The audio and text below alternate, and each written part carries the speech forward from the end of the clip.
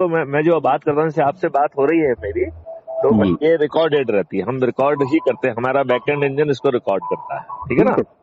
और हमारे crime free Bharat YouTube channel पे ये अपलोड भी होती है, क्योंकि मुझे क्या लगता है कि जो हम छोटी छोटी अनौपचारिक बातें करते हैं, यही शक्ति का संचार बनती है। जी सर। क्योंकि औपचारिक बातों में तो आप सोच समझ के फालतू की बातें बोलते हैं, जो बातें आपके दिमाग से नॉर्मल कोर्स में निकले वही सही एनर्जी है। सर हम शहर 10-20-50 किलोमीटर के बाद खत्म हो जाते हैं, फिर देहात आ जाते हैं।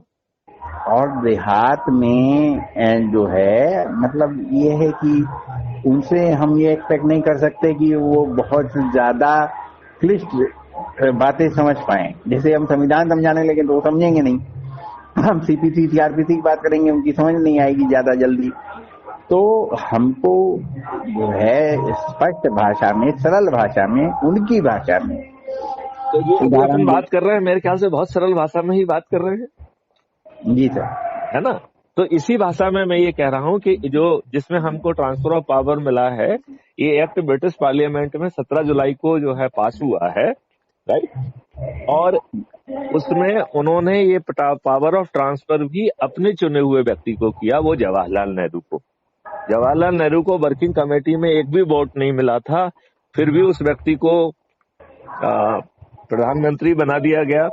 और इसमें बापूजी का नाम लोग ले, हम तो कहेंगे कि ये अंग्रेजों की साजिश थी, और अंग्रेज अपने सर साजिश इसी में। बात के लिए तो आरएसएस को बदनाम किया जाता है। नाथूराम गोडसे हिंदू महासभा का जो है आदमी था। आप ये बताइए, मैं तो कहीं कहीं गांधी जी को लोग अहिंसा और ये वो सब कहते हैं। सर मैं गांधी को राष्ट्रपिता नहीं मानता, ना उनको कभी राष्ट्रपिता बनाया गया था। मैं तो दूसरी उन्होंने बात कर रहा हूँ, आप तो राष्ट्रपिता की बात कर रहे हैं, मैं तो पिता राष्ट्रपिता की बात ही नहीं कर रहा। और दूसरी चीज सर ये है कि गांधी माफ कीजिएगा राष्ट्र विरोधी रहे थे और आगे भी इनका आप तो राष्ट्र की बात कर रहे हैं, हम तो उनको धर्म विरोधी भी कहेंगे। देखिए, उनका कोई धर्म ही नहीं था सर। आप एक मिनट, महात्मा गांधी, मैं महात्मा इसलिए कह रहा हूँ, गंधी एक गंधी जाति होती है। बस अब क्या कहूँ सर, आप डीजीपी रहे हैं और मैं भी आईपीएस का लड़का हूँ, भाषा वही रहेगी सर। अच्छा चलिए, फिर भी 2 मिनट में इस बात को खत्म करते हैं।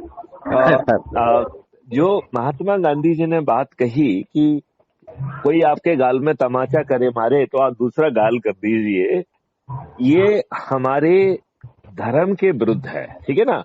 हमारा धर्म क्या कहता है कि यदि आपके ऊपर कोई अत्याचार करता है तो अत्याचार करने वाला जितना दोषी है, अत्याचार सहने वाला उतना ही दोषी है, राइट। सर मैं जो हूँ इतिहास का और लॉ का दोनों का प्रोफेसर हूँ, 2 विषय मेरी पीएचडी है। अरे वाह वाह वाह। मैं आपको ये बता रहा हूँ कि गांधी जैसे चरित्र के आदमी कि मैं कोई भी बात पसंद नहीं करता, क्योंकि इनको सरदार वल्लभ भाई पटेल ने मना किया था कि लास्ट में इन्होंने जो टेस्टामेंट विद ट्रूथ करना शुरू किया और अपनी भतीजी के साथ और जयप्रकाश नारायण की वाइफ के साथ और न जाने कितने विदेशी महिलाओं के साथ इन्होंने अनाचार किया। मैं अनाचार ही कहूंगा, जो आदमी जो है निर्वस्त्र होकर के सोता हो महिलाओं के साथ, अपनी बेटी के बराबर लड़कियों के साथ, वो क्या खुद की बात करता है, वो तो कोई आचार व्यवहार की भी बात नहीं। देखिए, हमारे यहाँ ब्रह्मचारियों, तपस्वियों, आचार्यों, ऋषियों, मनुष्यों की कोई कमी नहीं रही है। उन्हें किसी को कभी भी कोई ब्रह्मचर्य के प्रयोग नहीं करने पड़े। बिल्कुल सर, और ब्रह्मचर्य के प्रयोग अघोरी ने किए हैं।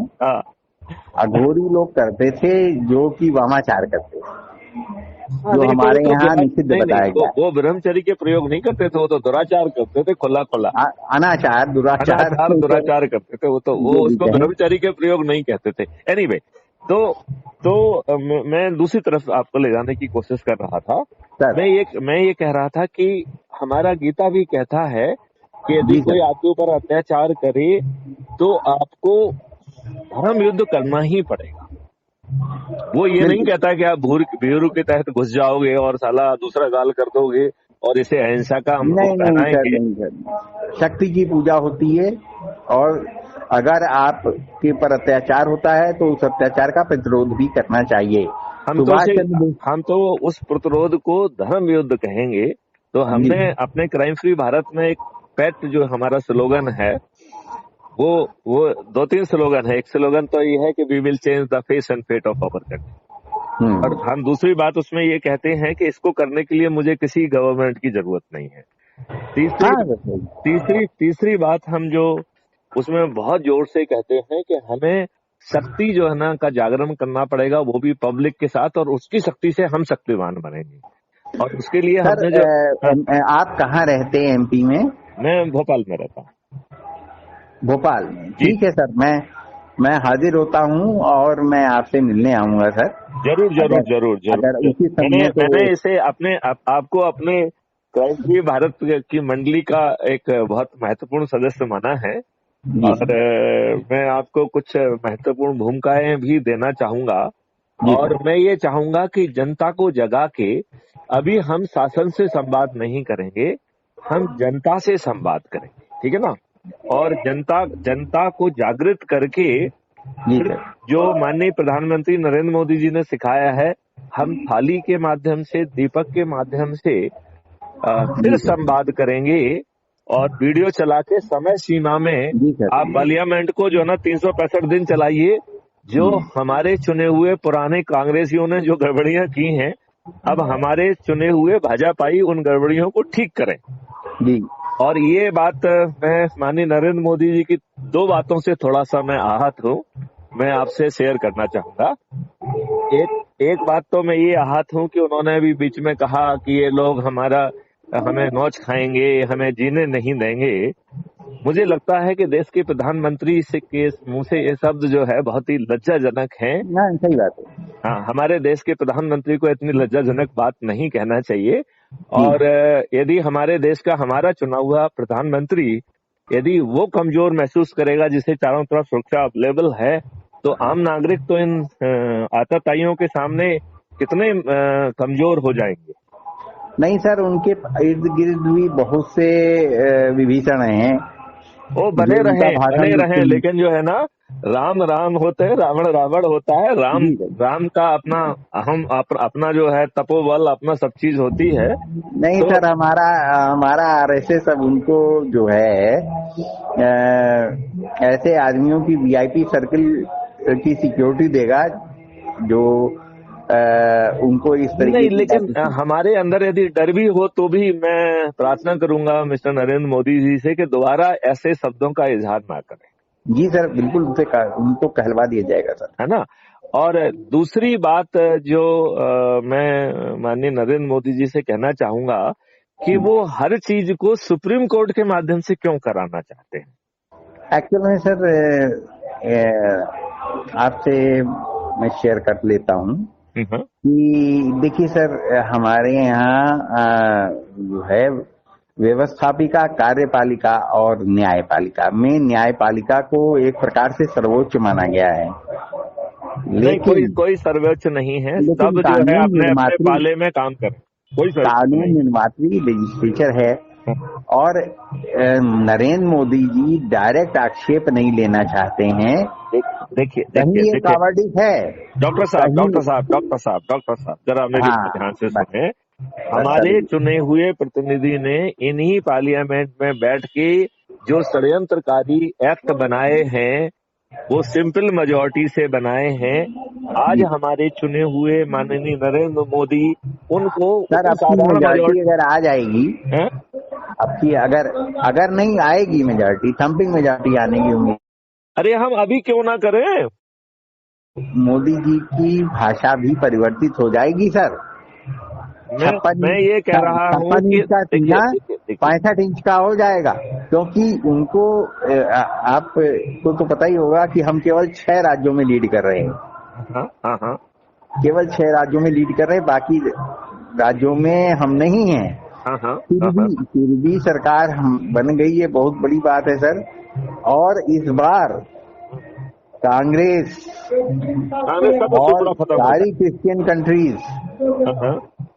और मुस्लिम कंट्रीज इतना पैसा भेज रही हैं कि किसी प्रकार कोई भी आए, बस केवल नरेंद्र मोदी या भाजपा ना आए।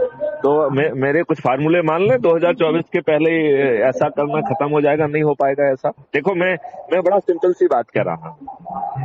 इसके लिए हमें 2 काम या 3 काम इमीडिएटली करना पड़ेगा। मैं कह रहा हूँ क्या वो क्या काम है?